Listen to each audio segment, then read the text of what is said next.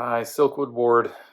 I'm thankful and excited to be able to share a teaching tip with you today. And this tip relates to all of us. We can use these ideas to help all of us, but it's really focused on helping the youth, the young men and young women in our ward, and even our kids that are younger than that, to know how to teach a lesson. These young men and young women get asked to teach in their quorums and classes, and we can be asking them to teach in our homes.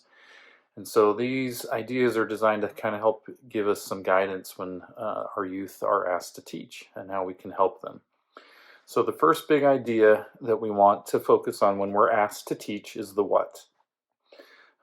So when we think about the what, obviously our first and most important focus is Jesus Christ.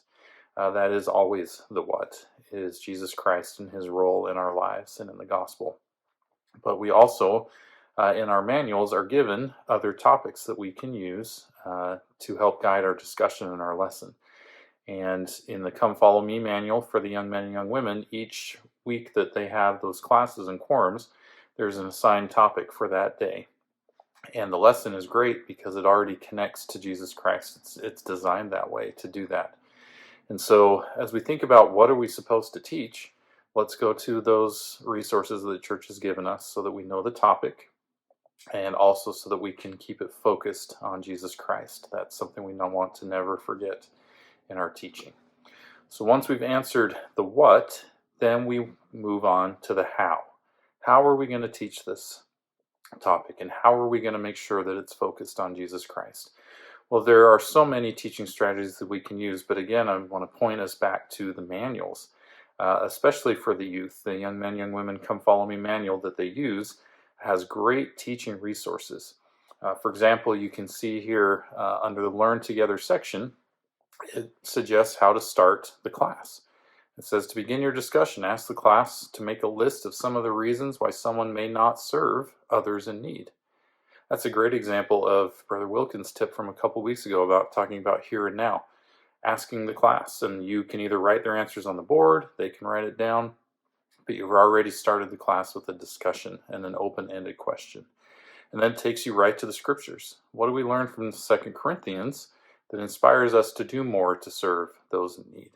So now you've introduced the topic, you've gone to the scriptures, and you've asked a discussion question already, and you've kept it here and now. So that's a great way of how to teach part of this lesson. As you go further down, the next topic it gives there, the next idea, is to go and use the supporting resources found in the manual, which is further down, and it's got a list of scriptures. And so the lesson says one way to review these teachings is to divide your class into pairs and ask each pair to study some of the scriptures. Ask them to discuss what the passages teach us about caring for the poor and needy. So it's giving you a teaching technique where you split the class into small groups or pairs, assign them one of the scriptures given in the supporting resources, have them read it, and look for what does that teach us about caring for others. So it's going back to the preparatory questions that I discussed in the last tip, and that idea of we're going to break up the class so everyone's involved. They're going to read some scriptures, and then we're going to come back together and we're going to talk about it. So that technique alone of breaking up the class and putting them into pairs helps get the class involved. Again, it assures that you're going into the scriptures and using the doctrines of Christ. And it gets everyone participating so that it's not just a stand and try and teach for 30 minutes on your own. Teaching in the gospel is changing really, so we don't necessarily always need to be the sage on the stage. We don't have to be just standing in front of them trying to fill a half hour with us just talking. We need to involve our class members. And for the youth, that can be hard to do, but these techniques that they give in the lesson are fantastic. Then further down in the lesson, every lesson has some multimedia resources, including videos. And so as the youth are preparing, they can preview those and decide which one might be best to share into the topics. And so that's something that our youth like, of course. They like those multimedia presentations. So it can help them be more involved. So again, kind of wrapping up then, as we help our youth become more effective teachers, and all of us become more effective teachers, when we're asked to teach, let's focus on the what, which again is always Jesus Christ.